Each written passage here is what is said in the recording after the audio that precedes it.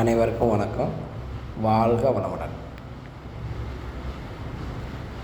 திருமணம் சம்மந்தப்பட்ட ஜாதகத்தை நேற்று ஒரு வீடியோவில் கொடுத்துருந்தேன். அது வீடியோ கொஞ்சம் லென்த்தாக போயிடுச்சு அப்படின்ற மாதிரி ஒரு சிலர் சொல்லியிருந்தீங்க.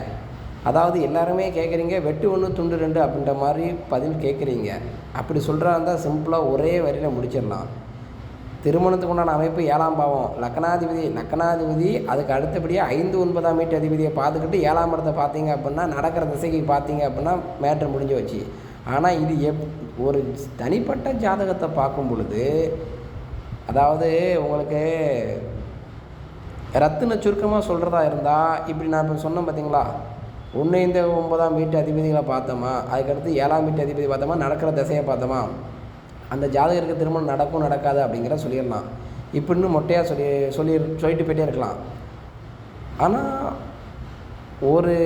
ஒவ்வொரு தனிப்பட்ட நீங்கள் ஜாதகத்தை பார்க்கும் பொழுது கிரகங்கள் மாறி மாறி இருக்கும், லக்கணம் வெவ்வேறாக வரும். அப்படிங்கும்போது கொஞ்சம் திணறல் ஏற்படும். நான் திணறல் ஏற்படக்கூடிய மாதிரி இருக்கக்கூடிய ஜாதகத்துக்கு தான் நான் வீடியோவை லென்த்தாக சொல்லியிருப்பேனே தவிர, மற்றபடியெல்லாம் உங்களுக்கு ரத்தின சுருக்கமாக சொல்கிறதுக்கு எந்த ஜாதகத்துமே சொல்ல முடியாது. நீங்கள் தோராயமாக தியரி, ஜோதிட ரீதியாக அடிப்படை பாடத்தில் தியரி படிக்கிறது மட்டும்தான் நீங்கள் ரத்தின சுருக்கமாக தெரிஞ்சிக்க முடியும். அதைத்தான் நான் இப்போ சொல்கிறேனே. திருமணத்துக்கு 7ஆம் பாவம் பாவாதிபதி காரகர் சுக்கிரன் முடிஞ்சு போச்சு. இந்த பாவம் பாவாதிபதி பலவீனமானால், காரகர் அந்த சுக்கிரன் பாதிக்கப்பட்டால் திருமண வாழ்க்கை அற்பம். அவ்வளோதான். அந்த ஃபேஸுக்கு விதியே அவ்வளோதான். அதுக்கு மேலே நீங்கள் எந்த விதியை எடுப்பீங்க? ஆனால் நான் போன வீடியோவில் அவ்வளோ தூரம் சொல்லியிருக்கேன். அப்படின்னா ஒரு தனிப்பட்ட மனிதனுடைய அந்த ஜாதகத்தை வச்சு அவருடைய எதிர்கால வாழ்க்கை, திருமண வாழ்க்கையே எப்படி இருக்கும் அப்படிங்கிறத சொல்லி, அவருடைய அந்த நெகட்டிவான வாழ்க்கையை உங்களுக்கு இலைமறைக்காயாக நான் சொல்லியிருக்கேன் அந்த வீடியோவில். அடுத்து வரக்கூடிய தசை குரு தசை எப்படி இருக்கும், அதுக்கு எப்படிப்பட்ட பொண்ணை முடித்தா அவருடைய வாழ்க்கை எப்படி இருக்கும் அப்படிங்கிறத நான் உங்களுக்கு இலைமறைக்காயாகவும் சொல்லியிருந்தேன். அது ஜோதிடம் ஓரளவுக்கு தெரிஞ்சவங்க அதை புரிஞ்சுக்கிட்டீங்க. ஆனால் சில பேர் என்ன நினைக்கிறீங்க, திருமண அமைப்புகளை பற்றி ஜாதகம் தெரிஞ்சுக்கிடணும், அதுக்கு என்ன விதி, அதை சொல்லாமல் நீங்கள் வளன்னு தேவையில்லாமல் பேசுகிறீங்களா அப்படின்னு கேட்டிருக்கீங்க. அதற்கு உண்டான விதிகள் நிறைய கொடுத்துட்டேன். திருமணம்னு எடுத்துக்கிட்டாலே 7ஆம் பாவம் பாவாதிபதி காரகர் சுக்கிரன். இந்த பாவம் பாவாதிபதி பலவீனமாக இருக்காரன்னு பார்த்துக்கோங்க, அவ்வளோதான் அப்படின்னு ஒரே வார்த்தையில் முடிச்சிடலாம். ஆனால் நான் இப்போ கொடுக்குறது எல்லாமே கூடுதல் கணிப்புகளுக்காண்டி உள்ளடக்கியது. இப்போ இன்றைக்கி ஒரு ஜாதகம் நான் இப்போ ஸ்க்ரீனில் கொடுத்துருக்கேன். இந்த ஜாதகத்தை பற்றி பார்க்கலாம் வாங்க. இதுவும் இதுக்கு என்ன சொல்கிறது, இதுக்கு உண்டான திருமண அமைப்பை பற்றி, இந்த ஜாதகத்தில் திருமணத்துக்கு உண்டான பலனை பற்றி, இது நான் சமீபத்தில் பார்த்த ஜாதகம் தான், இதையும் நான் உங்களுக்கு சொல்கிறேன். இந்த ஜாதகம் எப்படி இருக்குன்னு பாருங்கள். நேற்று ஒரு ஜாதகம் கொடுத்துருந்தோம்ல, இப்போ இந்த ஜாதகத்தை பார்க்கும்பொழுது இன்னும் ஒரு சிலருக்கு கூடுதல் ஒரு ஆர்வம் ஏற்படும். அந்த ஜாதகத்துக்கும் இப்போ இந்த வீடியோவில் இந்த ஜாதகத்துக்கும் நிறைய வித்தியாசங்கள் இருக்கும் பாருங்கள். சரி, இந்த ஜாதகரை பாருங்கள். லக்கணம் துலாம் லக்கணம். நான் முதல்ல எடுத்த உடனே என்ன சொன்னேன், லக்கணாதிபதி எந்த விதியை நீங்கள் கணிக்கிறதாக இருந்தாலும் லக்கணாதிபதி நல்லா இருக்காரான்னு பார்க்கணும்னு சொல்லியிருந்தேன். அப்போது லக்கணத்தையும் பார்க்கணும். ஏன்னா லக்கணத்தில் பாவக்கிரகம் இருக்கா சுபக்கிரகம் இருக்கா, அந்த பாவக்கிரகமோ சுபக்கிரகமோ அந்த லக்கண ரீதியாக அந்த கிரகம் அந்த லக்கணத்துக்கு நல்லதை செய்யக்கூடிய கடமைப்பட்டவரா, அதாவது லக்கண யோகரா, லக்கண சுபரா, லக்கண பாவரா, லக்கண மாரகரா அப்படிங்கிறத நீங்கள் பார்த்துக்கோங்கன்னு சொல்ல வரேன். அப்படி நீங்கள் லக்கண ரீதியாக ஜாதகத்தை நம்ம கணிக்கும் பொழுது தான் முழுமையான பலன் உங்களுக்கு அடைபடும் அப்படிங்கிறத நான் ஏற்கனவே சொல்லியிருக்கிறேன். சரி, இப்போது இந்த ஜாதகத்தில் லக்கணத்தில் புதன் இருக்கிறாரு, லக்கணாதிபதி சுக்கிரன் நீசம் பெற்றிருக்கிறாரு. நீசம் பெற்றாலுமே புதனோட பரிவர்த்தனை அமைப்பில் தான் இருக்கிறாரு. சரி, அதாவது பரிவர்த்தனை யோகம் அப்படின்னு ஒரு விதி இருக்குது. அதே மாதிரி பரிவர்த்தனை யோகம் இல்லாதனால, ஆனால் பரிவர்த்தனை அடைஞ்சிருக்கனால பாதிப்பு இல்லை அப்படின்னு ஒரு நிலை இருக்குது. அதுக்கடுத்து பரிவர்த்தனை அடைந்தாலுமே இது பிரயோஜனம் இல்லாத பரிவர்த்தனை. இந்த பரிவர்த்தனையினால் யோகமும் இல்லை, நல்ல நிலையும் இல்லை. அப்படிப்பட்ட ஒரு அமைப்பும் ஜாதகத்தில் இருக்குது. அதான் எடுத்த உடனே நம்ம ஒரு விதியை படிச்சுட்டு போயிட்டோம் அப்படின்னா ஜாதக பலன்கள் முரண்படும். ஏராளமான விதிகள் ஒரே கண்ணோட்டத்தில் தான் இருக்கும். ஒரே விதி தான், விதிக்குள் இன்னொரு விதி அப்படி அடங்கியிருக்கும். நான் இப்போ தான் சொன்னேன், புதனும் சுக்கரனும் பரிவர்த்தனை அடைவது வந்து மிகச் சிறப்பான ஜாதகம். ஆனால் அந்த பரிவர்த்தனை யோகமாக செயல்படுதா, தோஷமாக செயல்படுதா? தோஷம்னா பரிவர்த்தனை அடைந்திருந்தாலும் அந்த கிரகத்தால் பலனில்லைன்னு அர்த்தம். யோகம்னா பரிவர்த்தனை மூலமாக நல்ல பலன் அந்த ஜாதகருக்கு கிடைக்கும்னு அர்த்தம். என்ன பலன்? அந்த புதனுடைய சுக்கரனுடைய காரகத்துவ ஆதிபத்திய பலன்கள் நல்ல விதமாக அந்த ஜாதகருக்கு கிடைக்கும். தோஷம்னா என்ன? அந்த கிரகத்தினுடைய ஆதிபத்திய காரகத்துவ பலன்கள் அந்த ஜாதகருக்கு அற்பம், கிடைத்தாலுமே திருப்திகரமாக இருக்காது, இல்லது கிடைக்கவே கிடைக்காது, கிடப்பாரச்சு போய்விடும் அப்படின்னு சொல்லிக்கிடலாம். அப்போ இந்த சாதகத்தில் லக்கணத்தில் புதன் இருக்கிறாரு. அதாவது இதுவும் வந்து திருமணத்தை பற்றி மட்டும்தான் இந்த வீடியோவில் நான் உங்களுக்கு எடுத்து கொடுக்குறேன். வேறு பொருளாதாரம், வேலை, குழந்தை பாக்கியம் அது 2ஆம் பட்சம். இப்போ இந்த ஜாதகத்துலேயும் திருமணத்தை பற்றி மட்டும் ஒரு ஆராய்ச்சி, ஒரு சின்ன அலசல். ஏன்னா போன வீடியோவில் வந்து கொஞ்சம் எல்லாருக்கும் வந்து ஒரு சில குழப்பம் ஏற்பட்டுச்சுன்னு சொன்னீங்க. அதுதான் சொல்கிறேன், குழப்பம் ஏற்படுறதுக்கு ஒன்றுமே இல்லை. ரத்தனை சுருக்கமாக சொல்லணும்னா அந்த வார்த்தையை மறுபடியும் சொல்லுதேன். 7ஆம் பாவம் பாவாதிபதி காரகர் சுக்கிரன் பலவீனமாயாச்சா, அவ்வளோதான். அந்த ஜாதகத்துக்கு திருமண வாழ்க்கை அப்படி தான், அற்பம் தான், கேள்விக்குறி தான். திருமணம் முடித்தாலுமே மோசமான தசை வருதா, குடும்ப வாழ்க்கை அருந்து போயிடும், அவ்வளோதான். இந்த சாப்டர் முடிஞ்சு போச்சுங்க. சரிங்களா? சரி, தனிப்பட்ட நம்ம ஜாதகத்தை வச்சு நம்ம பலன் பார்க்கலாம் வாங்க. அப்போ இந்த ஜாதகத்தில் லக்கணம் எப்படி இருக்குது, லக்கணாதிபதி எப்படி இருக்கார், லக்கணத்தில் புதன் இருக்கிறாரு, ஒரு வகையில் நல்ல அமைப்பு தான். லக்கணாதிபதி சுக்கரன் 12ஆம் வீட்டில் போய் நீசம் வச்சிருக்கிறாரு. நீசம் வச்சுனாலும் பரிவர்த்தனை வச்சிருக்கிறனால வந்து ஏதாவது பவர் இருக்கா அப்படின்னு பார்க்க போனால், பரிவர்த்தனை வச்சனால அந்த கிரகத்துக்கு ஏதோ வலிமை இருக்குன்னு எடுத்துக்கலாம். நீசன் என்ற ராசிநாதன் ஆட்சி உச்சம் வச்சா நீச்ச பங்கம் ஏற்படும். அப்போ சுக்கரன் நீச்சமாக இருக்கார், புதன் வந்து லக்கணத்தில் இருக்கிறார். லக்கணத்தில் புதனுக்கு வந்து கேந்திர, அதாவது திக்பலம் சொல்கிறாங்களா, அதான் கேந்திர பலம். அதனால் வந்து நீச பட்ச சுக்கரனுக்கு ஏதோ கிரகம் பலம் கொஞ்சம் இருக்குது. வளர்பிறை சந்திரனுக்கு கேந்திரத்தில் தான் வந்து புதனும் இருக்கிறாரு. கேந்திரம்னா 1, 4, 7, 10ஆம் வீடுகள். அப்போ சந்திரனிலிருந்து எண்ணி பாருங்கள். சந்திரனுக்கு கேந்திரம்னா சந்திரன் என்ற வீடு, சந்திரனிலிருந்து 4ஆவது வீடு, சந்திரனிலிருந்து 7ஆவது வீடு, சந்திரனிலிருந்து 10ஆவது வீடு. இந்த மாதிரி இடங்களில் வந்து சுக்கிரன் நின்ற, இப்போ நீசன் என்ற ராசிநாதன் யார்? இந்த ஜாதகத்தில் சுக்கிரன் நின்ற ராசிநாதன் அப்படி தான் இருக்கணும். ஏன்னா இந்த ஜாதகத்தில் சுக்கிரன் நீசம். அப்போ புதன் வந்து லக்கணத்தில் இருக்கிறாரு, ஆனால் சந்திரனுக்கு 10ஆவது வீட்டில் கேந்திரத்தில் இருக்கிறாரு. ஸோ சுக்கிரனுக்கு ஓரளவுக்கு நீச்ச பங்கம் கிடச்சிருக்குது. அப்போது இந்த ஜாதகருக்கு வயது நான் கொடுத்துட்டேன், 38 வயசுன்னு இந்த ஸ்க்ரீன்லேயே போட்டிருக்கேன். இது ஒரு ஆண் ஜாதகம்னு கொடுத்துட்டேன். அப்போ 38 வயது ஜாதகர். அப்போ 38 வயசு ஆச்சுன்னா கல்யாணம் முடிஞ்சிருக்காதா? முதல்ல நம்ம அந்த இடத்துல வரணும். நான் அதைத்தான் போன வீடியோலையும் சொல்லியிருந்தேன். 21 வயதுலையும் திருமணம் முடிஞ்சிருக்கலாம், 22லேயும் முடிஞ்சிருக்கலாம், ஏன் 25லேயும் முடிஞ்சிருக்கலாம். 38 வயசு ஆகிப்போச்சு, கிட்டத்தட்ட பாதி வாழ்க்கையை கடந்துட்டார். கல்யாணத்தை பற்றி கேள்வியாக இருக்குமா, அல்லது கல்யாணத்தை தவிர வேறு ஏதாவது கேள்வியாக இருக்குமா? அந்த இடத்த முதல்ல நம்ம கணிக்கணும். ஜாதகம் நம்மக்கிட்ட வருது அப்படின்னாலே வந்து அந்த ஜாதகத்துக்கு என்ன கேள்வி இருக்கும், எதுக்காக ஜாதகத்தை கொண்டு வந்திருக்காங்க, அந்த விதியை கணிக்கணும்ல. அப்போ தானே நம்ம ஜாதகம் படித்ததுக்கு உண்டான ஒரு அர்த்தம் இருக்குது. நான் அந்த முறையில் தான் நான் போவேன். அதனால தான் அந்த முறையில் தான் நான் உங்களுக்கு சொல்லி கொடுத்துட்டு இருக்கிறேன். அப்போது இந்த ஜாதகத்தில் நடக்கிற திசையும் நான் கொடுத்துட்டேன். ரைட்டு, லக்கணத்தை பார்த்தாச்சு, லக்கண அதிபதியும் பார்த்தாச்சு. லக்கணத்தில் 9ஆம் வீட்டு அதிபதினு சொல்லக்கூடிய புதன் இருக்கிறது மிகச்சிறப்பான அமைப்பு தான். ஆனால் அந்த புதன் லக்கணத்தில் இருக்கக்கூடிய புதனும் வந்து பங்கப்படாமல் இருக்காரா, அதையும் பார்த்துக்கிடணும். ஆனால் அந்த புதனுக்கு குருவோட பார்வை மோசம்தான். புதன் குரு நான் போன வீடியோவில் சொல்லியிருந்தேன். இந்த பகை உறவு கிரகங்களை வந்து தங்களோட ஒன்றுக்கொன்று தொடர்பில்லாமல் இருந்தால் அது ஒரு வகையில் நல்ல ஜாதகம்.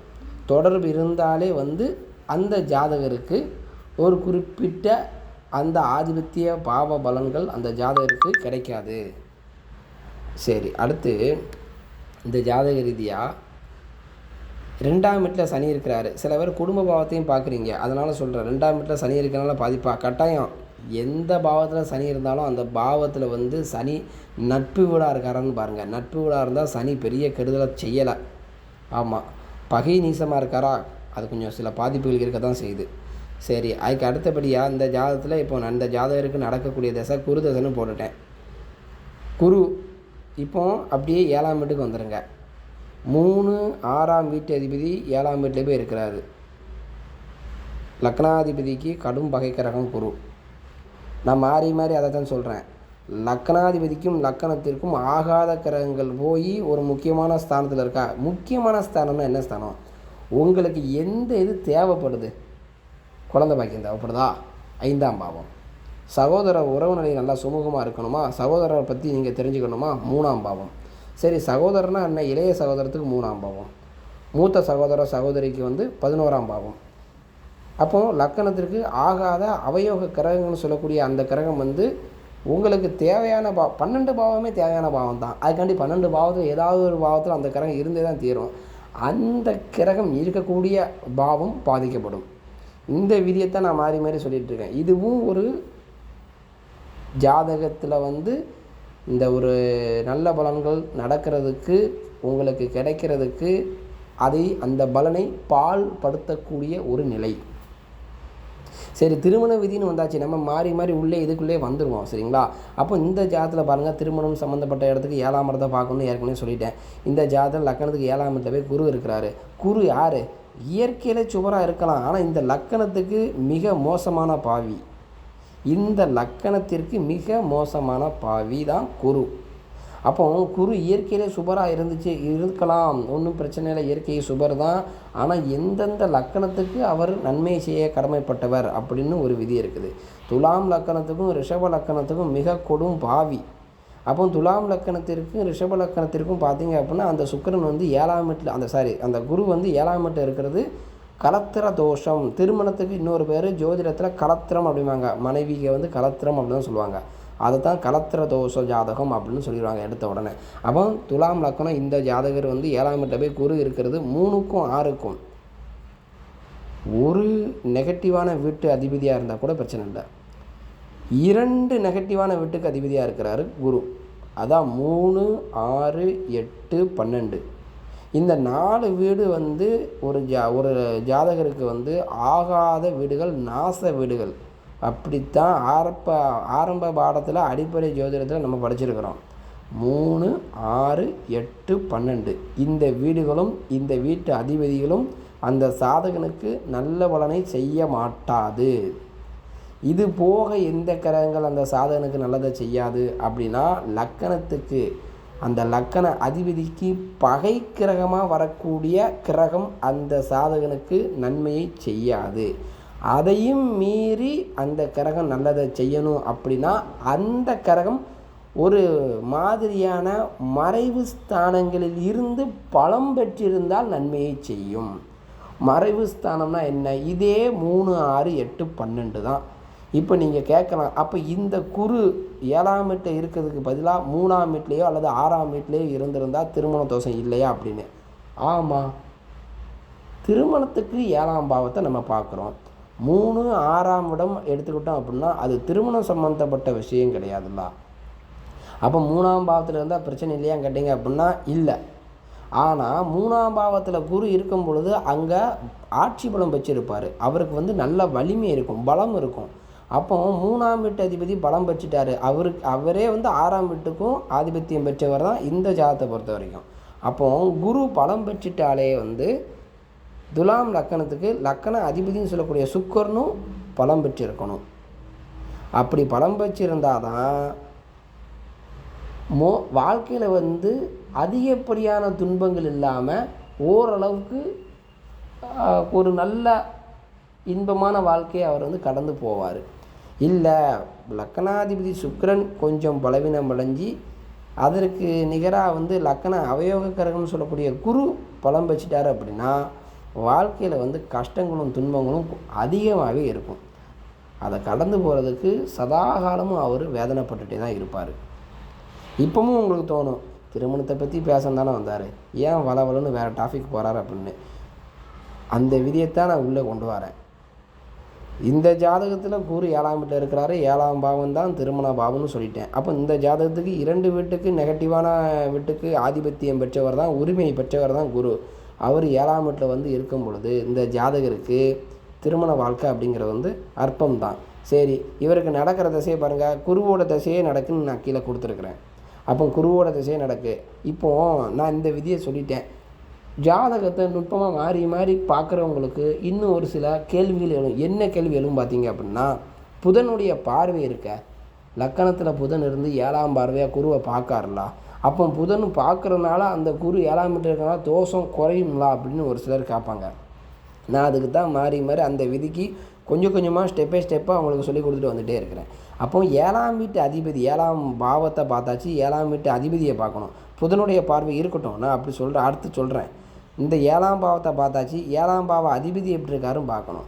7ஆம் பாவ அதிபதி செவ்வாய் 12ஆம் வீட்டில் மறைஞ்சி பகை பெற்று நீசம் பெற்ற சுக்கரனை கூடி, நீச்ச பங்கம்தான் நம்ம விதி எடுக்கும் பொழுது அப்படி தான் எடுக்கணும். ஒரு நீசம் பெற்ற கிரகத்தை கூடியிருக்காரு அப்படின்னு. அப்போ 7ஆம் வீட்டு அதிபதி செவ்வாய் 12ஆம் வீட்டில் மறைஞ்சி கேதுவோடு இணைந்து, கேதுவோடு ராகு கேதுவோடு இணைந்து விட்டாலே நாகதோஷம்னு சொல்கிறது வழக்கம். இருள் கிரகத்தோடு கூடியிருக்கிறாரு, 12ஆம் வீட்டில் மறைஞ்சிருக்கிறாரு. புதனுடைய வீட்டில் செவ்வாய் கடும் பகை. இன்னும் சொல்லப்போனால் செவ்வாய் கன்னி ராசியில் இருந்தால் வறண்ட வீடாயிருன்னு சொல்லியிருக்காங்க. அது ஒரு தனி சப்ஜெக்ட், அதுக்குள்ளே போக வேண்டாம், விட்டுருங்க. அப்போ பாவம் பாவ அதிபதி ரெண்டுமே நெகட்டிவாக தான் இருக்குது. சுக்கிரன் கடைசியாக காரகரையும் எடுத்துருவோம். நீங்கள் நிறைய பேர் காரக பலனையும் கேட்குறதுனால இந்த காரக பலனையும் எடுத்துக்கிடுதேன். கலத்திர காரகன் சுக்கிரன் பலவீனம்தான். நீச்ச பங்கம் அடைந்திருந்தாலும், நீச பங்கம் அடைந்த கிரகங்கள் ராகு கேதுவோடு இணைந்திருந்தால் முழுமையான நீச்ச பங்கத்தை பெறாது. அந்த கிரகம் எந்திரிச்சு வருதுங்க, ராகு கேதுவோட பிடியில் போய் மாட்டிக்கிடுச்சு, சாப்டர் க்ளோஸ். ராகு கேதுவோடு சேராமல் தனித்து நீசம் பெற்ற கிரகம், அந்த நீசன் என்ற ராசிநாதன் வளர்பிறை சந்திரனுக்கு கேந்திரத்தில் இருந்தால் நீச்ச பங்கம் கட்டாயம் கிடைக்கும். அதுவும் ஓரளவுக்கு தான், முழுமையான பவர் கிடைக்குன்னு எடுத்துடாதீங்க நீங்கள், சரிங்களா? அப்போது நீசம் பெற்ற கிரகம் நீச பங்கம் அடைஞ்சிருக்கு அப்படின்னா அந்த கிரகம் ராகு கேதோட கூடாமல் இருக்கிறது தான் ஓரளவுக்காவது அந்த நீசம் பெற்ற கிரகத்தினுடைய ஆதிபத்திய காரகத்துவ பலங்கள் அந்த சாதகருக்கு கிடைக்கும். அப்போ இங்கே பாவம் பாவாதிபதி காரகர் 3மே பலவீனமாகி போச்சு. இந்த 3ம் பலவீனமான திருமண வாழ்க்கை இல்லைன்னு எடுத்து நம்ம விட்டுருவோம். ஆனால் இதுக்கு அடுத்த ஒரு பலனை நீங்கள் தெரிஞ்சுக்கிடணும். ஒரு சிலருக்கு இந்த பாவம் பாவாதிபதி காரகர் பலவீனமாயிடுவாருங்க. இதே மாதிரி இன்னொரு ஜாதகம் நான் உங்களுக்கு கொடுக்குறேன். இப்போ இந்த ஜாதகத்துக்கு குரு தசையே நடக்கு, குரு தசையில் சனி புத்தி நடக்கு. திருமண வாழ்க்கை அற்பம் தான், வாய்ப்பு இல்லை. வாய்ப்பு இல்லைன்னு முழுமையாக நம்மளால் சொல்ல முடியுமா? அதுக்கு தான் 5, 9ஆம் வீட்டு அதிபதிகளை பாருங்கன்னுக்கிறேன். அதாவது 1, 5, 9ஆம் வீட்டு அதிபதிகள் வலுப்பெற்றிருந்தால், அந்த 1, 5, 9ஆம் வீடுகளும் அந்த பாவங்களும் அந்த பாவ அதிபதிகளும் பலம் பெற்றிருந்தால் அந்த சாதகருக்கு இல்வாழ்க்கை உண்டு. எப்படி இல்வாழ்க்கை இருக்கும்? இந்த சந்தேகம் உங்களுக்கு வரும். 9ஆம் வீடு 2வது தார அமைப்பு, 5வது வீடு புத்திரஸ்தான அமைப்பு, 11ஆம் வீடு லாபஸ்தான அமைப்பு. கூடுதலாக 11ஆம் வீட்டு பாவத்தை நீங்கள் எடுத்துக்கிடணும். அப்படி எதுக்கு சொல்ல வரேன்னு கேட்டிங்க அப்படின்னா, முறையான திருமணம் முடியாது, ஆனால் திருமணம் முடிஞ்சிருக்கும். வாழ்க்கை முறையோட ஒரு சிலதை நீங்கள் ஒத்து போய் பார்க்கும்பொழுது தெரியும். ஒரு சிலரோட வாழ்க்கையெல்லாம் பார்த்தீங்க அப்படின்னா அவருடைய ஜாதகம், அவருடைய வெளி பார்வைக்கு நீங்கள் பார்த்தீங்க அப்படின்னா ஃபேமிலியாக இருப்பார். ஆனால் அது எப்படின்னு பார்த்தீங்க அப்படின்னா அந்த பெண்ணிற்கு குழந்தைகள் இருக்கும், கணவரை இழந்து இந்த ஜாதகர் குழந்தைகளோடு அந்த பெண்ணை ஏற்றுக்கிட்டு வாழக்கூடிய ஒரு நபராக இருப்பார். அப்படிப்பட்ட ஜாதகம்லாம் பார்த்திங்க அப்படின்னா அந்த பாவம் பாவாதிபதியெல்லாம் பலவீனமாக தான் இருக்கும். எது 7ஆம் பாவம் பாவாதிபதி காரகர் பலவீனமாக தான் இருக்கும். 5, 9ஆம் வீட்டு அதிபதிகளும் 11ஆம் வீட்டு அதிபதிகளும் நல்லா இருந்து ஓரளவுக்கு ஏதாவது கொஞ்சம் நல்ல திசைகள் நடந்துச்சு அப்படின்னா அந்த ஜாதகருக்கு அப்படி ஒரு வாழ்க்கையை கொடுத்துரும். நான் தான் பொறுமையாக தான் ஒவ்வொரு பலனையும் உங்களுக்கு நான் சொல்கிறதுக்கு தான் கொடுக்குறேன். வீடியோ ஒரு சில நேரம் கொஞ்சம் வளவலன்னு இருக்கிற மாதிரி உங்களுக்கு தெரிஞ்சாலுமே அது உள்ள பல விதமான கருத்துக்கள் உள்ள அடங்கியிருக்கும். பட்டுன்னு சொல்கிறதுக்கு ஜோதிடம் அடிப்படை ஜோதிடத்தில் மட்டும்தான் பட்டுன்னு சொல்ல முடியும். சூரியன் மேசத்தில் உச்சம், சனி துலாமில் உச்சம், செவ்வாய் மகரத்தில் உச்சம், செவ்வாய் 4, 7, 8ஆம் பார்வை அந்தந்த ராசிகளை பார்ப்பார் அப்படின்னு பட்டுன்னு அதில் தான் தியரி தாங்க பட்டுன்னு சொல்ல முடியும். பலன்னா என்ன? ஒரு மனிதனுடைய வாழ்க்கை முறையை தான் நம்ம ஜோதிடத்தில் கொண்டு வரோம். எல்லா மனிதர்களும் ஒன்று போல் வாழ்க்கை முறை இருக்குதா? இல்லை. ஒவ்வொரு மனிதனுக்கும் திருமண வாழ்க்கை அப்படிங்கிறது பல பிரச்சனைகள் உள்ளடக்கி இருக்கும். சில பேருக்கு வாழ்க்கை நல்லாவும் இருக்கும், நல்ல விதமான வாழ்க்கையும் இருக்குது, வாழ்க்கை நெகட்டிவான அமைப்பும் இருக்குது. அப்போ நெகட்டிவான அமைப்பு இருக்குது அப்படின்னா 7ஆம் பாவம் பாதிக்கப்பட்டிருக்கும். 7ஆம் பாவம் பாதிக்கப்பட்டாலும் நல்லா இருக்க அப்படின்னு ஒரு சிலருக்கு கேள்வி எழுது பார்த்தீங்களா? அதுக்கு தான் நான் அந்த விதியை சொல்லி கொடுத்துட்டு இருக்கிறேன். அந்த விதியும் தெரிஞ்சுக்கோங்க. 1 9ஆம் வீட்டு அதிபதிகள் பலம் பெற்றால் 7ஆம் பாவம் பலவீனமானாலும் பிரச்சனை இல்லை, 2வது அமைப்பு அங்கே வாழ்க்கை நீடிக்கும். இதெல்லாம் அப்படியே ஜாதகத்தை சுற்றி நம்ம பலனை தொட்டு எடுத்து தான் கொண்டு வர முடியும். சரி, இப்போ இந்த ஜாதகத்துக்கு அப்போ திருமண வாழ்க்கை உண்டா இல்லையா? 7ஆம் வீட்டில் குரு இருக்கிறாரு, 7ஆம் வீட்டு அதிபதியும் புதன். அப்புறம் ஒரு பாயிண்ட் சொன்னேன், அடுத்து சொல்கிறேன் அப்படின்னு சொல்லியிருந்தேன். புதனும் குருவும் நேர் எதிராக பார்க்காங்க. இது நல்லதா நல்லது இல்லையா? நீங்கள் எல்லோரும் கேட்டீங்க, எதிர்பார்த்துட்டு இருந்தீங்களா? குரு 7ல் இருக்கிறாரு, புதன் இந்த லக்கணத்துக்கு புதனுடைய பார்வை, தனித்த புதனுடைய பார்வை தான். அப்போ அந்த குருவோட தோஷத்தை கட்டுப்படுத்தணும் அப்படின்னு இல்லை. இந்த புதன் யார்? லக்கணத்துக்கு யோகரை தான். லக்கணத்துக்கு யோகராக வரக்கூடிய அந்த கிரகம், அந்த கிரகத்தினுடைய பார்வை எந்த இடத்துக்கு பதியுதோ, எந்த கிரகத்திற்கு கிடைக்குதோ, அந்த கிரகம் அந்த பாவம் சம்மந்தப்பட்ட பலன்கள் அந்த சாதகருக்கு நல்லாவே நடக்கும், கிடைக்கும். அப்போ 3 6ஆம் வீட்டு ஆதிபத்தியம் பெற்ற அந்த குருவோட பலன்கள் அவருக்கு நல்லா கிடைக்கும். இப்போவும் ஒரு சிலருக்கு சந்தேகம் ஏற்படும், என்ன எப்படி சொல்லிட்டீங்க, 3ஆம் பாவம் நல்லா கிடைக்கும் அப்படின்னா அவருக்கு திருமணம் முடியணுங்களா அப்படின்னு. ஆமாம், திருமணம்ன்ற விஷயம் 3ஆம் இடம் திருமணம் மட்டும் கிடையாதா, இவர் திருமணம் முடிக்கிறதுக்கு தகுதியானவரா, அதுக்கு மட்டும்தான் 3ஆம் பாவம். 3 7 11 3 7 11 காமத்திரிகோணம். அவர் தகுதியானவரா, ஆண்தன்மை அற்றவரா அப்படின்னு தெரிஞ்சுக்கிறதுக்கு, ஆண்மை பலம் பெற்றவரா ஆண்தன்மை அற்றவரான்னு தெரிஞ்சுக்கிறதுக்கு தான் 3ஆம் பாவம். அதான் திருமணம் முடிக்கிறதுக்கு ஒரு தகுதியானவர் அப்படிங்கிறத நம்ம பார்த்துட்டோம். குடும்பம் நடத்துவதற்கு தகுதியானவரா, அதாவது குடும்ப வாழ்க்கை, பொருளாதாரத்தை கொண்டு வரணும், குடும்பத்தை அதாவது 2ஆம் பாவத்தில் தனம் ஸ்தானம் அப்படின்னு அடங்கியிருக்குது, குடும்பஸ்தானம் அடங்கியிருக்குது. அப்போ ஒரு சரியான வேலைக்கு போய் என்னத்தையாவது ஒரு வருமானத்தை கொண்டு வந்தாங்கன்னா குடும்பம் கழியும் அப்படின்னு சொல்கிறாங்கல்ல. அப்போ குடும்பம் கழிக்கிறதுக்கு, அந்த குடும்பத்தை நடத்தி கொண்டு போகிறதுக்கு சரியானவரா, இல்லை கல்யாணம் முடிச்சு கொஞ்ச நாளில் என்னத்தை குடும்பம் அப்படின்னு அத்து எறிஞ்சிட்டு தூர போயிடுவாரா, கையால் ஆகாத ஜாதகரா, அதை பார்க்குறதுக்கு 2ஆம் பாவத்தையும் லக்னாதிபதியும் சேர்த்து பார்க்கணும். வருமானம் அப்படி தான் கொண்டு வராரு, ஆனால் பதிவாக வேலைக்கு போயிருந்தாரு. பதிவாக வேலைக்கு போனால் ஏன் வருமானம் வர மாட்டுக்கு? சாயங்காலத்துக்கு மேலே குடிக்க ஆரம்பிச்சிருந்தாரா? அப்போ 10ஆம் பாவத்தை பாருங்கள், லக்கணத்தில் ஏதாவது நெகட்டிவான கிரகம் இருக்கான்னு பாருங்கள். லக்கணாதிபதியோட 8ஆம் வீட்டு அதிபதி வலுத்திருந்து 8ஆம் வீட்டு அதிபதியினுடைய தொடர்பில் தசாநாதன் இருக்காரான்னு பாருங்கள். நல்லா தான் வேலை பார்க்காரு, 1000 ரூபா 2000 ரூபாய்க்கு ஒரு நாளைக்கு வேலை பார்க்காரு, ஆனால் 1000 ரூபாய்க்கு குடிச்சிருந்தாரு, வீட்டுக்கு இவ்வளவு தான் கொடுக்குறாரு அப்படின்னு சொல்கிறாங்களா? இந்த விதி இருக்கும். எப்படி நடக்கிற தசாநாதன் 8ஆதிபதியோட கூடியிருக்கலாம், லக்னாதிபதி கொஞ்சம் பலவீனமாக இருக்கலாம், குடும்பஸ்தானம் சொல்லக்கூடிய அந்த 2ஆம் பாவம் சற்று பலவீனப்பட்டு இருக்கலாம். அப்போ இதெல்லாம் எதுக்கு சொல்கிறேன் அப்படின்னா, அடிப்படைகள், ஒரு பலனை கணிக்கிறதுக்கு அடுத்தடுத்த அடிப்படைகள். அப்போ 3ஆம் பாவாதிபதி 3 6ஆம் வீட்டுக்கு ஆதிபத்தியம் பெற்ற குரு 7ஆம் வீட்டில் போகிறதுனால திருமணம் அப்படின்னாலே கணவன், அதாவது ஒரு ஆணிற்கு பெண்ணை இணைப்பது, பெண் கிடைக்கிறது. அப்போ அந்த பெண் கிடைத்தாதான் அவருடைய வாழ்க்கை அடுத்த கட்ட நிலைக்கு போகும். அவர் குடும்பமாக இருக்கணும்னா லைஃப் பார்ட்னர்னு ஒருத்தர் வேணும். அப்போ லைஃப் பார்ட்னர் கிடைக்கிற இடம் எது? 7ஆம் பாவம். அவர் ஒரு குடும்ப அதாவது அந்த திருமண வாழ்க்கைக்கு தகுதியானவராக கட்டிங்க அப்படின்னா அதுக்கு 3ஆம் பாவம் ஓகே, நல்லா இருக்குது, தகுதியானவர் தான். ஆனால் 7ஆம் பாவம் எப்படி இருக்குது? இவர் தகுதியானவராக இருக்கார், ஆனால் வாழ்க்கை துணை கிடைக்கக்கூடிய இடத்துல போய் 3 6ஆம் வீட்டு அதிபதியான குரு இருந்துட்டார, லக்கணத்திற்கு அவயோக கிரகமே. அப்போ வாழ்க்கை துணை கிடைக்கிறதுக்கு வாய்ப்பு ரொம்ப கம்மி. சரி, 7ஆம் பாவம் அப்படி இருக்குது. சரி, முதல் தாரத்து பெண்ணு முடிக்கிறதுக்கு வாய்ப்பு இல்லை, 2ஆவது தாரத்து பெண்ணு முடியுமா? அதுக்கு தான் 9ஆம் இடத்தை பார்க்கங்க. சில பேருக்கு வயது கூடினதுக்கு பிறகு தான் அந்த எண்ணங்கள் வரும்.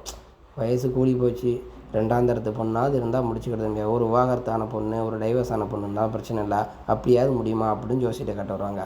அதுக்கு 9ஆம் எல்லாரும் இதுக்கு முன்னாடி 11ஆம் பாவம் தான் பேசியிருப்பாங்க. நானும் என்னுடைய வீடியோக்குள்ளே வந்து 2வது தாரத அமைப்புக்கு வந்து நான் 11ஆம் மீட்டர் நானும் எடுத்து பேசியிருக்கிறேன், இல்லைன்னு சொல்லலை. ஆனால் சற்று திருத்தம் ஏற்பட்டு இப்போ நான் 9ஆம் பாவம் அப்படின்னு பேசிகிட்டு இருக்கிறேன். சரிங்களா? ஜோதிடத்தில் சில பல மாற்றங்கள் அவ்வப்போது வரத்தான் செய்யும், இல்லைன்னு சொல்லலை. அது அனுபவத்தில் வரக்கூடிய விஷயங்கள். அப்போ 9ஆம் பாவம் பாவாதிபதி எப்படி இருக்கிறாரோ அதை பார்த்துக்கிட்டு அடுத்த, அதாவது அந்த ஜாதகருக்கு 2ஆம் பொண்ணாவது வருமா? சரி, 2ஆம் பொண்ணு வந்தாலுமே அந்த பெண்ணிற்கு குழந்தை இல்லாத பெண் வருமா அல்லது குழந்தையோடு இருக்கக்கூடிய பெண் வருமா? அந்த விதியெல்லாம் உள்ளே இருக்குது. அதெல்லாம் மாறி மாறி உள்ளே ஒன்று ஒன்றா சொல்லும் போது உங்களுக்கு வந்து வீடியோ லென்த்தாக போகிற மாதிரி தெரியும், சில பேருக்கு அறுக்கிற மாதிரி தெரியும். உண்மைதான். நான் சொல்கிறது வந்து ஜோதிட பாட தியரியெல்லாம் முடிச்சிட்டேன். நான் ஜாதக ஒரு மனிதனுடைய ஜாதகத்தில் அந்த ஜாதக வாழ்க்கை முறையை நான் சொல்லிகிட்ருக்கிறேன். அதனால் உங்களுக்கு வந்து கொஞ்சம் என்ன ஆகும், பொறுமையாக கேட்கக்கூடிய பக்குவம் இருந்தால் மட்டும்தான் ஜோதிட பலன்கள் வந்து ஒரு ஜாதகத்தை எடுத்தோடனே நல்லா இவருடைய வாழ்க்கையை இப்படி தான் அப்படின்ற அளவுக்கு உங்களுக்கு எடுக்க தெரிஞ்சிடும். சரிங்களா? சரி, இந்த ஜாதகத்துக்கு குரு தசையே நடக்குது அப்படின்ற பட்சத்தில் திருமண வாழ்க்கை எப்படி இருக்கும்? முதல் திருமணம் அப்படிங்கிறது வந்து ரேரு. சரி, முதல் திருமணம் முடிஞ்சிருக்காதா? இந்த ஜாதகம் நான் சமீபத்தில் பார்த்த ஜாதகத்தை எடுத்த உடனே சொல்லிட்டேன். திருமணத்தை பற்றி தான் கேட்க வந்திருக்கியா அப்படின்னு அது சொல்லிட்டேன். அந்த பையனை சொல்லிட்டேன், வயசு 38 வயசு ஆச்சு, ஆனாலும் திருமணத்தை பற்றி தான் கேட்க வந்திருக்கீங்க அப்படின்னேன். ஆமாம் அப்படின்னேன். இப்போ வரைக்கும் திருமணம் முடியலை. அடுத்த பாயிண்ட் அப்படி தான் சொன்னேன், இப்போ வரைக்கும் இந்த ஜாதகருக்கு திருமணம் முடியலைன்னு எப்படி சொல்கிறீங்க? அதான் கேள்வி. அதுதான் அவங்களுடைய கேள்வி, நம்மளுடைய பதில். எப்படி முடியலைன்னு சொன்னேன்? 7ஆம் பாவம் பாவாதிபதி காரகர். ஓகே, நீங்கள் நினைக்கலாம் இப்போ குரு தசையில் சனி புத்தி நடக்கு. இதுக்கு முன்னாடி அதாவது எப்படி முடியலைன்னு சொல்கிறோம், எப்படி முடிஞ்சதுன்னு சொல்கிறோம், தசை தான். அதை தான் அடிக்கடி சொல்கிறேன், தசை. இப்போ குரு தசையில் சனி புத்தி, அப்போ கிட்டத்தட்ட ஒரு 2 வருஷம், இது ஒரு 2 வருஷம் 3 மாதம் அப்படின்னா கிட்டத்தட்ட ஒரு 4.5 வருஷம் 5 வருஷம்னு வச்சுக்கோங்களேன். அப்போ 33 வயசில் இருந்து தான் இந்த ஜாதகருக்கு குரு தசையை ஆரம்பிச்சிருக்குது. ஒரு வேளை அப்போ ராகு திசையில், இதுக்கு குரு தசைக்கு முன்னாடி ராகு திசை தானே, அப்போ ராகு திசையில் கல்யாணம் முடிஞ்சிருந்தா, நம்ம கல்யாணத்தை பற்றி கேட்க வந்திருக்கே, இப்போ வரைக்கும் கல்யாணம் முடியலன்னு சொன்னால், என்னையா கொஞ்சம் நல்லா பாருங்கள், ஜாதகக்காரன் கல்யாணம் முடிஞ்சிருச்சு அப்படின்னு சொல்லிட்டாங்கன்னா நமக்கு ஒரு குட்டு விழுந்துடும். அப்போ கொஞ்சம் அந்த இடத்துல சரிக்கிடக்கூடாது, கொஞ்சம் நிதானமாக பார்க்கணும். அப்போ ராகு திசையில் கல்யாணம் முடிஞ்சிருக்காதா அப்படிங்கிறத ராகு திசை எத்தனை வயசுக்கு மேலே நம்ம பார்க்கலாம்? ஒரு 22 வயசுலேருந்து ராகு திசை பாதிக்கு மேலே பார்க்கலாமா? இல்லை, யாரும் 15 வயசில் யாரும் கல்யாணம் முடிக்கிறது இல்லை. ஒரு 20 வயசுக்கு மேலே ராகு திசையில் என்ன புத்தி வந்திருக்கும் தோராயமாக நம்ம எடுக்கணும். ராகு திசையில் சுக்கிர புத்தியிலேருந்து கணக்கெடுக்கணும். ராகு திசையில் சுக்கிர புத்தி, சூரிய புத்தி, சந்திர புத்தி, செவ்வாய் புத்தி, 4 புத்தி கீழே இடத்துல போதுமே. கிட்டத்தட்ட 7 வருஷம் 8 வருஷம் இருக்கும். அப்போது ராகு திசையில் சுக்கிர புத்தியிலேருந்து பலன் எடுத்து நம்ம கொண்டு வரணும். ராகு திசையில் சுக்கிர புத்தியில் என்ன பலன்கள் நடந்திருக்கும், சூரிய புத்தியில் என்ன பலன்கள் நடந்திருக்கும், சந்திர புத்தியில் என்ன பலன்கள் நடந்திருக்கும், செவ்வாய் புத்தியில் என்ன பலன்கள் நடந்திருக்கும், அந்த 8 வருஷ புத்திகளில் இவருடைய வாழ்க்கை முறை என்ன, இவர் ஜாதகம் பார்க்க அந்த 8 வருஷத்தில் வந்துட்டால் இவருடைய கேள்வி என்னவாக இருக்கும். இல்லை, நான் அத்தனை நான் எடுத்துருவேன், விறுவிறுன்னு எடுத்துருவேன், டக்குன்னு வந்துடணும். ஆனால் ஒருத்தர் கேட்டிருந்தார் கமெண்டில், சார் நீங்கள் ஜாதகம் போடுறீங்க, அவங்களுடைய நட்சத்திரம் என்ன போடுறேன்னு சொல்லியிருந்தீங்க. இதில் போட்டுட்டேன், திருவோண நட்சத்திரம், மகர ராசி நட்சத்திரம் தெரிஞ்சால் அதான் அடுத்தடுத்து திசைகள் தெரியும். உண்மைதான், நான் உங்களுக்கு திசையே போட்டேனே, அப்புறம் ஏன் நட்சத்திரத்தை கேட்குங்க? அது எனக்கு புரியலை. நட்சத்திரத்தை மட்டும் வச்சு பலன் சொல்லலான்னு நினைக்கிறீங்களா? அது வந்துங்க, நானும் ஜோதிட வீடியோக்களை பார்க்க தான் செய்கிறேன். ஒவ்வொருத்தர்கிட்டையும் ஒவ்வொரு விதமான எப்படி இருக்கும், ஒவ்வொரு ஜோதிடர்கிட்டையும் ஒவ்வொரு ஸ்பெஷல் ஒன்று இருக்கும். நான் அந்த ஜாதகம், அதுக்கப்புறம் அந்த தசாபுத்தி, அந்த கணிதத்தின் மூலமாகவே வந்துடுவேன். அதுதான் முறை, அதுதான் சரியான அமைப்பு. ஆனால் இன்னும் ஒரு சிலர் சொல்கிறீங்க, இந்த நட்சத்திரம் பரணி நட்சத்திரம், தரணி ஆழம், அதனால் வந்து கட்டாயம் உங்களுக்கு திருமணம் முடியும். இது பொது கருத்துங்க. அதனால் நீங்கள் இப்போ திருவோண நட்சத்திரம் திருவோண நட்சத்திரம் நல்ல நட்சத்திரம் தான், சுபகாரியங்கள் செய்வதற்கு நல்ல நட்சத்திரம். சரிங்களா? அதாவது நட்சத்திரத்தை ஃபுல்லாக பார்த்திங்கன்னா 27 நட்சத்திரத்தில் அஸ்வினி, பரணி, கார்த்திகன் இருக்குது பார்த்தீங்களா? அந்த கார்த்திகை நட்சத்திரத்தில் சுபகாரியம் செய்ய மாட்டாங்க. இந்த மாதிரி அமைப்பெல்லாம் அந்த நட்சத்திரம் வந்துச்சு. ரேவதி நட்சத்திரம் அருமையான நட்சத்திரம் அப்படிவாங்க. எதுக்கு? அந்த நட்சத்திரத்தில் ஒரு நாள் அந்த நட்சத்திரம் வருது, ரேவதி நட்சத்திரம் வருது. ரேவதி நட்சத்திரம் நாள் என்ன கிழமை, இந்த கிழமையில் இந்த ரேவதி நட்சத்திரம் வருதா, அடடா அப்போ அமிர்த யோகம்லாம் நல்ல நட்சத்திரமாச்சா அன்றைக்கி நீங்கள் திருமணத்தை வைங்க, அன்றைக்கி நீங்கள் காது ஊற்றுங்க, அன்றைக்கி நீங்கள் முடி வாங்குங்க, அன்றைக்கி நீங்கள் பேர் சுட்டுங்க, அன்றைக்கி நீங்கள் பால் காய்ச்சுங்க அப்படின்னு சொல்கிறாங்களா? அது அந்த நல்ல நட்சத்திரம்னா அந்த நட்சத்திரத்தை நீங்கள் பண்ணால் கொஞ்சம் நல்லா விசேஷமாக இருக்கும். அதுக்கு தான் நட்சத்திரம். மற்றபடி பிறக்கிறதுக்கெல்லாம் 27 நட்சத்திரமுமே நல்ல நட்சத்திரம் தான் நான் சொல்லுவேன். மூல நட்சத்திரம் தான் மாமனாருக்கு ஆகாது, ஆயில்யம்னா மாமியாருக்கு ஆகாது, அதெல்லாம் கட்டுக்கதைகள். ஆகாதுன்னு தானே சொல்லியிருக்காங்க. இன்னொரு விதியும் சொல்கிறேன். மூல நட்சத்திரம் ஜாதகம் மாமனாரை போய் கொன்றும் அப்படின்னு ஏதாவது ஒரு புக்கில் இருக்கா? இல்லைல்ல. மாமனாருக்கு ஆகாதுன்னு தானே இருக்குது. மாமனாருக்கு ஆகாதுன்னா என்ன? சற்று வாக்குவாதங்கள் வரலாம், அப்படி கூட எடுத்துக்கலாம் நீங்கள். ஆனால் அதெல்லாம் அப்படிலாம் இல்லைங்க. சரிங்களா? ஜாதக பலன்கள் வேறு, நட்சத்திர பலன்கள் வேறு. நட்சத்திரம் அப்படின்ற சாப்டரே வேறு. ஒரு மனிதனுக்கு எதிர்கால பலன்களை தெரிந்து கொள்வதற்கு ஜாதகம்தான், நடக்கிற தசை தான்.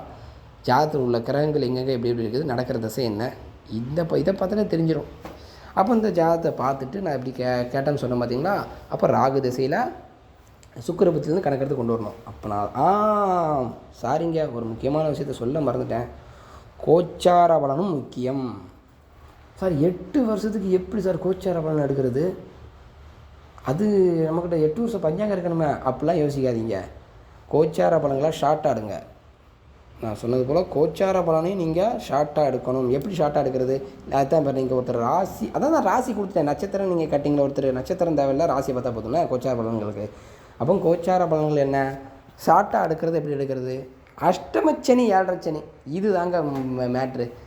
கோச்சாரத்தில் அஷ்டமச்சனி 7.5 சனி. மற்றபடி குரு சனி 2.5 வருஷத்துக்கு ஒருக்க தான் ஒரு ராசிலேருந்து இன்னொரு ராசி போவார். அப்போ ஒரு மனிதனுக்கு 7.5 நாட்டு சனி வந்துச்சு அப்படின்னா 7.5 வருடம் அந்த சாதகருக்கு ஒரே விஷயத்தில் போட்டு திக்குமுக்காடிட்டு போய் கிடக்கணும். ஏதாவது ஒரு பலன் நடக்காமலே இருந்துக்கலாம். ஜாதகத்தை திசையை பார்த்து தான் அந்த ஜாதகருக்கு என்ன பலன் நடக்காமல் இருந்திருக்கும் அப்படிங்கிறத பார்க்க முடியும். சரி, அட்டமச்சனி 2.5 வருஷம் எடுக்காதீங்க, 3 வருஷம் எடுங்க. அட்டமச்சனி 3 வருஷம் எடுக்கலாம், துணிஞ்சு எடுங்க. 2.5 வருஷம் தான் கணக்கு. ஆனால் பலன் நடக்கிறதுக்கு 2 வருஷம் முடிஞ்சோன்னு நடக்காது. அதையும் தாண்டி போகத்தான் செய்யும். அனுபவத்தில் பாருங்கள், அட்டமச்சனி முடிஞ்சோன்னா நல்லாயிருக்கும் எல்லா ஜோசியம் சொல்லுவாங்க. அது ஒரு மன திருப்திக்கு தான். ஆனால் அட்டமச்சனி முடிஞ்சாலுமே கூடுதலாக ஒரு 6 மாத காலம் கடந்ததுக்கு பிறகு தான் அந்த ஜாதகருக்கு நல்லது, சில பலன்கள் நடக்கும். அடுத்து குரு பலன். குரு பலன்னா பொதுவாக குரு பலனை இந்த விதியை மட்டும் எடுத்துக்கோங்க. ராசிக்கு 2, 5, 7, 9, 11 இந்த இடங்களில் குரு வந்தால் நல்ல பலனை செய்தார். இது பொதுவான விதி. அனுபவத்துலேயும் அது கரெக்டாக தான் இருக்குது. சரிங்களா? சரி, இந்த ஜாதகத்தில் புதனுடைய பார்வையை சொல்லியிருந்தேன். அதான் சொன்னேன், புதனுடைய பார்வை குருவுக்கு கிடைக்கிறதுனால 3, 6ஆம் வீட்டு அதிபதி வளர்த்துட்டார். 7ஆம் பாவாது 7ஆம் பாவம் பலவீனம்தான். 2வது அமைப்பாது உண்டா? அதான் சொன்னேன், 9ஆம் வீட்டு அதிபதியை குரு பாட்டார் அங்கேயும். சரி, இதுக்கு அடுத்து இன்னொரு பாயிண்ட்டும் சொல்லுவேன். 2வது ஆரம் இல்லைங்கல, அப்போ 3வது ஆரம் தான் சார். 3வது ஆரத்துக்கு 11ஆம் இடம் தான். அதாவது கிடைக்குமா? உங்களுடைய சாய்ஸில் விட்டுருந்தேன், போங்க. நான் இதுக்கு மேலே இன்னும் சொன்னால் வீடியோ வளவலன்னு போகுது, ரொம்ப கொண்டு போகிறீங்க, கேட்கவே கடுப்பாதுன்னு ஒரு சிலர் நினைக்கலாம். உங்களுக்காண்டி கொஞ்சம் சுருக்க பார்க்குறேன். 3வது திருமணமாவது இந்த சாதகருக்கு நடக்குமா நடக்காதா? போன வீடியோலேயே சொல்லியிருக்கேன், 3வது திருமணத்துக்குள்ள நான் அமைப்பேன், போய் பார்த்துக்கோங்க. சரிங்களா? அடுத்த வீடியோவில் உங்களோட நான் சந்திக்கிறேன். ஏதாவது ஒரு சிலருக்கு கொஞ்சம் வீடியோ ரொம்ப இதாக இருக்கா, ஸ்கிப் பண்ணிக்கோங்க, ஒன்றும் பிரச்சனை இல்லை. சரிங்களா? ஏதாவது உங்களுக்கு ஜோதிட ரீதியான அடிப்படைகள் உங்களுக்கு தெரிஞ்சிருந்துச்சு அப்படின்னா என் வீடியோ நல்லா பயன்படும். சரிங்களா? நன்றி, வாழ்க வளமுடன்.